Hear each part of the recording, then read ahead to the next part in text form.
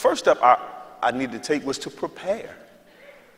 I wasn't preparing. I was the type of person that I would drive on the way to a show, and I think about 5 jokes on the way.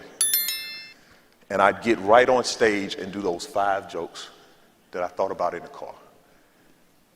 And y'all would be sitting there just like people are sitting there right now.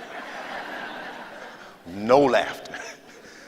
And what I would do those 5 untested jokes first.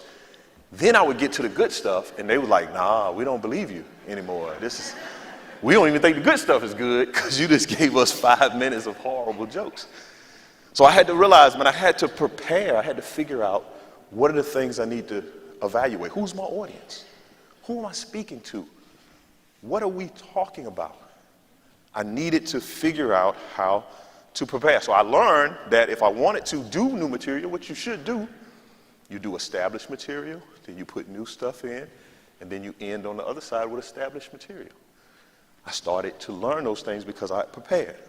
I remember when I first started in comedy, people would come up to me and say, hey, Mike, you still doing your little stand-up?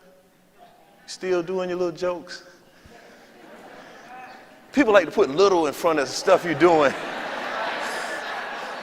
to belittle you, you know. Oh, I heard you at your little conference this past week. How did that go? You know? People do that kind of stuff, but I don't do that to other people. I don't do that. I saw a friend of mine, she had just gotten married. I didn't say, hey, heard about your little ceremony. Let me see your little ring. Where is your little husband? I didn't do that to people.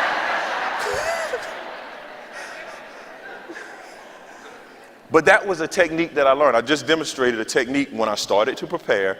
Comedy is a rhythmic thing. So comedy typically works in 3s.